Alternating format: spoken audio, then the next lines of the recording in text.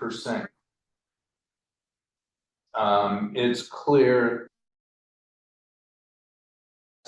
it's given more independence to charter cities.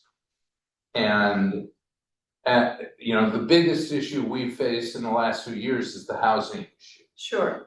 And it's pretty clear at the moment that we wouldn't be able to assert any increased local control on the housing issue. That's my understanding as Yeah, well. because the state legislature has fairly continuously said that it's a matter of state importance that overrides charter cities. Sure.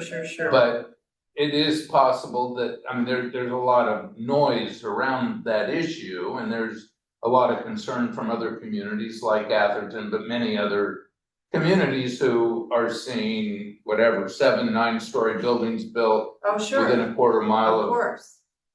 transit authorities. Well, it's the lack of any town's ability to really affect the changes that they would like to, because the state takes the loss of control. local control. The state is taking full control, Right, and the town has no control. but which it's, is that could change, and it could change because people react to it, which there's a lot of noise out there Got about that. And so this is just something that if there is a change, we could then take advantage of it if we were a charter city. it, got it. If we're not a charter city, we couldn't. So the issue is, well, what's the downside? Right. And given the way we've structured the proposed charter city, there isn't any downside. And there's a small cost to having an election to support it. But there's not much upside from what I was able to glean either. Yeah, there's not, at the moment, there's not much upside. Right. All it is options, possible options Right. if things change. Right. That's okay. Hey, Hey, Norm, hi. How you doing? doing good, how about you? Okay, pretty good. Warm day. Oh, yes. Much more pleasant than the crazy rain past couple weeks.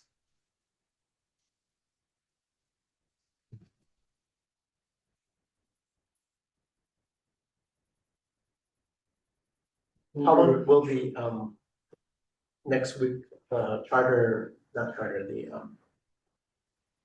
committee charter discussion, half an hour?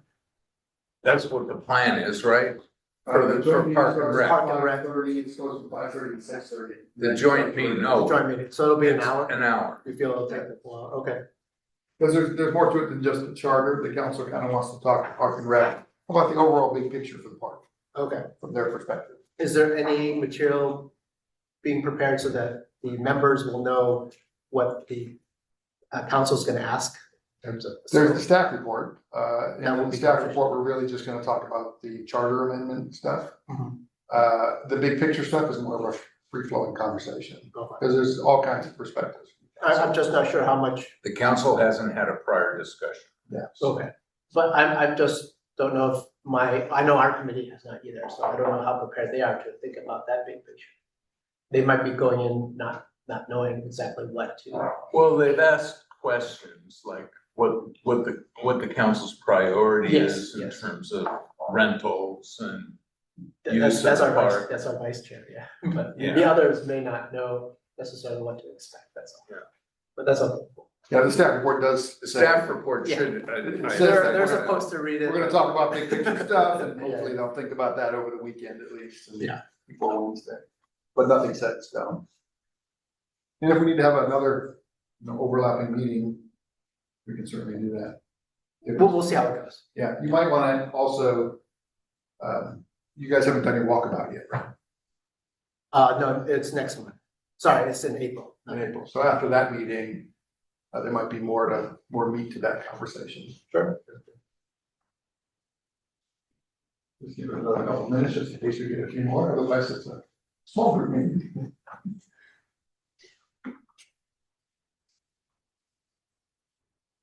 I've got to leave at 10 after because the PC meeting is at 6:30. Were you here last time, Alex?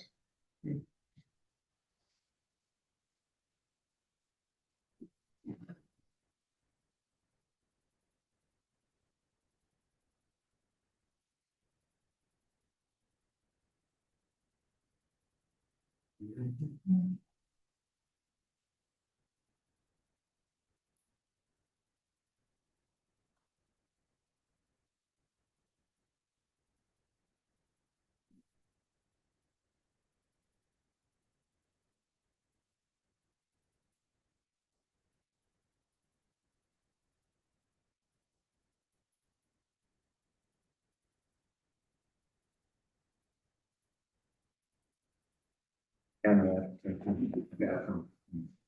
Isabel. Well, she's got all the swag. Days where they do that, I guess. I know. Or something like weird, no, you know.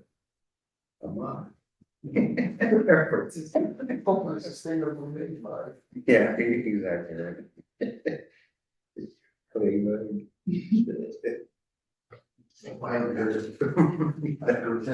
Glass of water. Yeah. Yeah. No more use.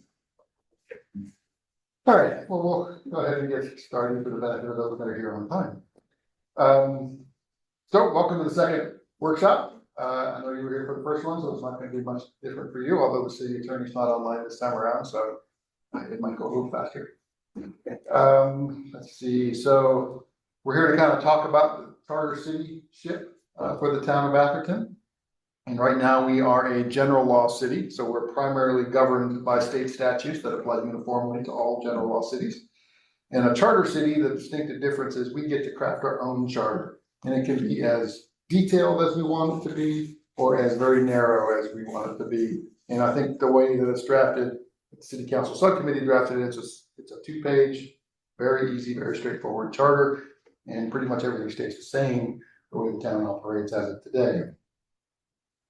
So distinctions about the source of governing authority, it's our charter versus the general law of the state.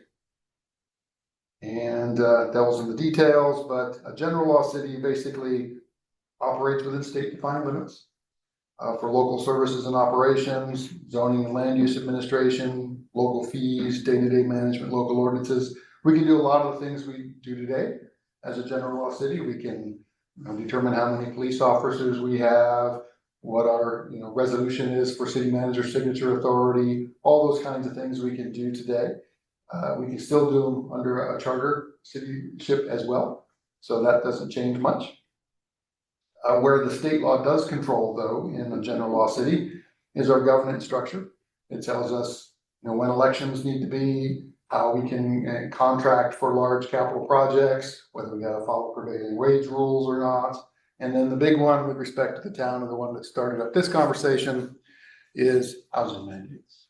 And so that's what kind of brought up the conversation around charter city again, was all the new state regulations around housing laws, SB 9, which is subdividing lots, SB 1123, which allows 10 units on a lot, and then the big one, SB 79, and then just the overall housing element requirements that we've had to adopt. So with a charter city, like I said, we have a little more flexibility over our governance procedures, some flexibility over local elections, more flexibility over public contracting. We can avoid prevailing wage for certain types of public works contracts. Personnel and employment, we can set up a civil service jobs if we wanted to, not if we want to.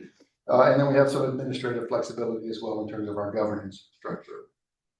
Where the state still controls, though, are housing law, environmental and civil rights laws, and taxes and fees. So we do have a draft charter. There's one over there that the city council subcommittee prepared. What does it exactly do? All it does is affirm our home rule authority over municipal affairs, and that's kind of a state-defined term, what is or what isn't a municipal affair. It maintains our current council manager form of government. It provides for the selection of mayor and vice mayor, just like our municipal code does. It covers all existing ordinances and policies, nothing changes there.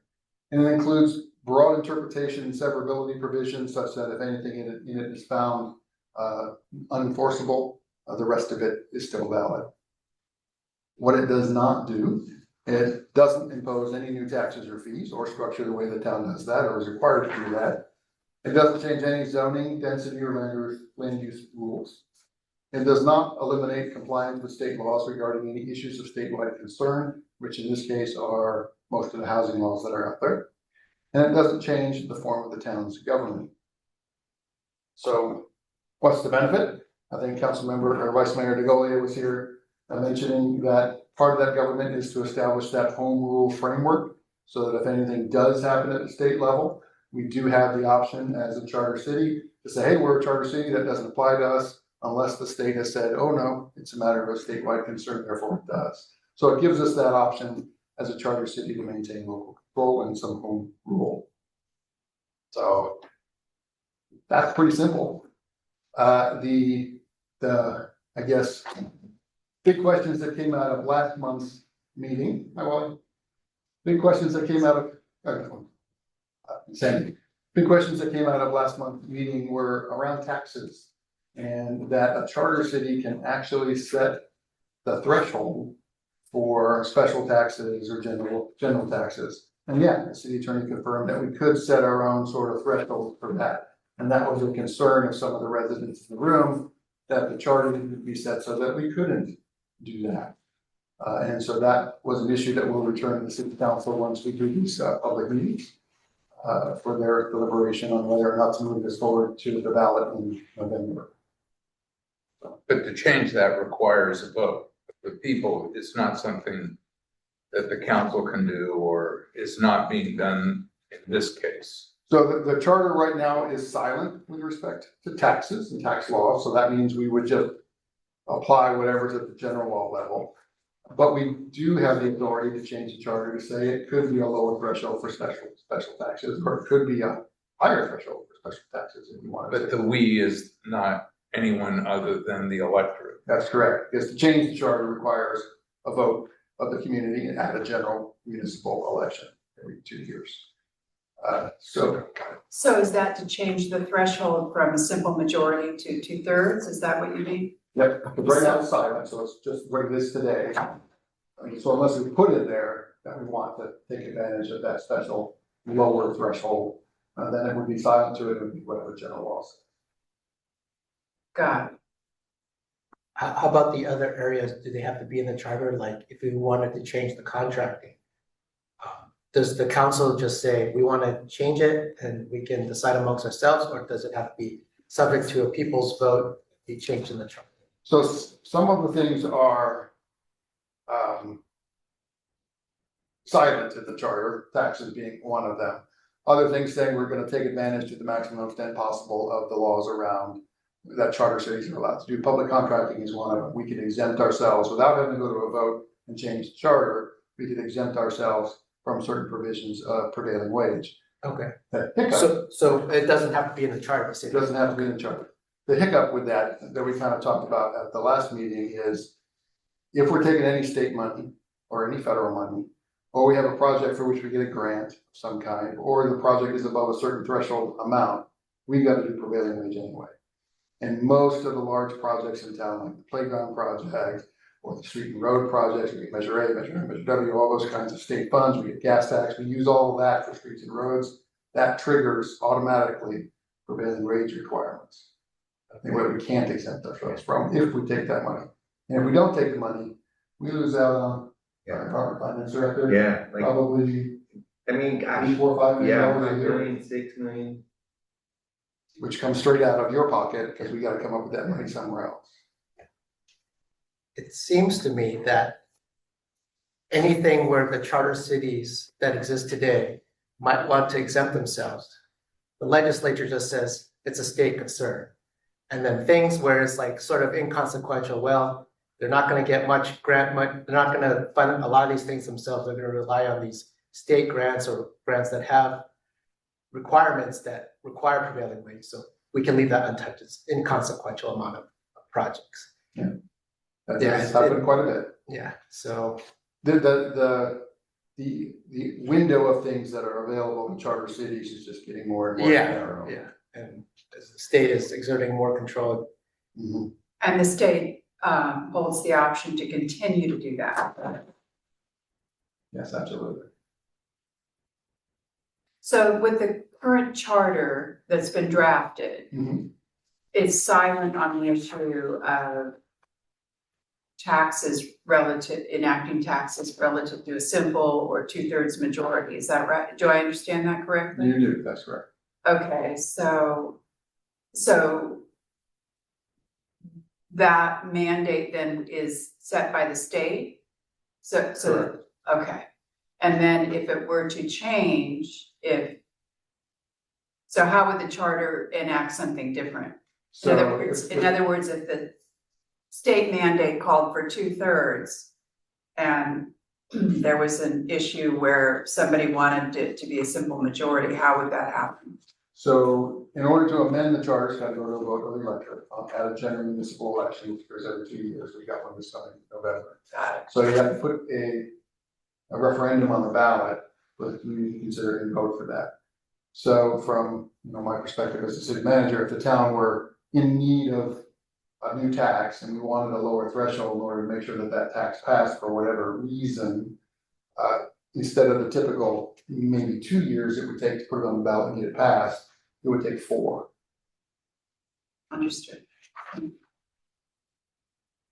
So because it's silent, the current sample charter, if it were to pass, because it's silent on what the tax level is, the council cannot change that tax level. It has to be spelled on the charter, and it's gonna be lower Correct. or different. Okay. Yes. So require that. Okay. So one of the things that, with respect to your public contracting question, in the acceptance of home rule section, says expressly the town retains all powers allowable for municipal affairs, including but not limited to public employment, public finance, public contracting, revenue and taxation, land use planning, prevailing wage and governance. So they're all in there, but they're not expressly saying this is what it is. But we retain the right to go to a vote, change our charter and do it as a charter city. Yeah, that's where it's a little unclear when it says we retain the right, so what distinguishes the tax level to say the council can decide versus it has to be in the charter? Right. Is it the California Constitution that says if the charter city, or maybe it's a statute, if a charter city, wants to set 50% as the threshold, they only need the council to say it and doesn't have to be in the charter? Or it says it has to be in the charter because taxation is such a critical piece for voters to have clear control and understanding. Well, we don't have clear control over any of that. Well, I mean, I don't know if there was an earlier tax reform No, that that's charter cities were abusing things and then they said, okay, you have to. That's a good comment, and somebody suggested at the last meeting as a suggestion for the city council to consider when they talk about this in May and June, is to add a specific provision in there that says, with respect to taxation, the city council shall not make amendments to the thresholds for approving or voter approved tax without amendments to the charter. Okay. Or something specific like that, that calls that out specifically, because that was raised as a concern amongst the attendees. That's still not too clear to me, the benefit of being a charter city yet. It's not clear to me either. Yeah, exactly. I am, when we were talking at the subcommittee level, it was more of a preventative measure than something we wanted to do because it was going to allow us to do a whole bunch of other stuff. But I feel there's so many all the big cities in California are charter cities. And if they find a way to abuse the system, the legislature is gonna just come down on it and remove that loophole. Yes, There's just no way. LA, San Francisco, quite a bit. yeah, all those folks are gonna get away with, getting away with not building the housing or not planning for the housing, or any of the big issues that the legislature wants to get done in the cities. Yeah, exactly. That played out with respect to SB 9 and the lawsuits in Southern California with charter cities. Yeah. That was overturned, right? The on appeal, right? SB 9 was appealed by the jurisdictions of California. Yeah. They won. They won, and then on And appeal then they the state appealed it. and then And those that- charter cities lost on They lost. appeal. Yeah, not surprised. Yeah, and then the state's just gonna go back and do a legislative. Yeah, they'll fix it if It's a it matter of really does statewide stink. concern and jig it up. Any questions, Sandy? Not yet. Not yet. Well, I don't have anything else. I mean, you can take some cookies home. It's a very short meeting otherwise. Appreciate you coming back on. So the next meetings are these local meetings? Yeah, there are neighborhood meetings. I'm gonna reach out to the Lindenwood Homeowners Association, Lloyd Park Association, Victoria Manor, and then any other resident groups that might want me to come to their neighborhood group meetings and just kind of have a fireside chat about charter cities and get some more feedback. And then in April, we'll have another wrap up, one of these types of meetings. And then we'll consolidate all of that feedback, give it to the city council in May and June, and they'll decide whether or not to move forward and put it on the ballot in November. Thank you. Sound good? You guys are easy. Well, seems kind of straightforward. Yeah. It does seem. Most of the feedback's been consistent that, why are we doing this? If Yeah, there's really a what- need for Can it. you explain that part? But as for to me? why, What's the motivation? it that came up started during this? the housing element discussion from some neighborhood groups about, hey, we should be a charter city and then the state can't do this to us. But as we were going through that process, yeah, the state could, because they made them all matters of statewide concern, even charter cities had to comply with it. But the issue didn't really go away, so the council thought, okay, let's have some community and larger community input rather than just a small group. And see what the rest of the community thinks, and that's why we're here, Could just be due diligence. yeah, basically. If they just learn it's the wider audience reflects the smaller audience, then maybe this will die. This seems like a small committee right here. Well, it This is not a big Well, neighborhood response. But, and again, that is what we're hearing from the larger group out there is. the important people are here, right? The important people, The right? town, It's only one vote. Yeah, so, and even amongst that small group, it came from the African Housing Coalition group, which was a couple of folks opposed to some of the affordable housing projects. Even amongst that group, they realized statewide concern issues are overriding a lot of the local stuff, so maybe now there's not a lot of benefit to becoming a charter city, but still, we're already in this path of due diligence, and gotta find out from the bigger group. at the end of each meeting, do you take a straw poll of how people feel? Maybe that reflects the will of the but people? The consensus at the last meeting was, why are we doing this? I think that's the this consensus. meeting is why are we doing this, so that's my straw poll. Okay, good. There will have to be a different way to change the state's imposition of their will over the community's interests than this. Yeah, and In my elected opinion. officials in the room will tell you that's the ballot box. Yeah. That was Yes, it gonna say is. exactly that. Yeah. The only thing we can do is vote. Exactly. Yes, it is. Thank you. My pleasure. Thank you, Thanks for George. coming in. Well, I'm sure I got here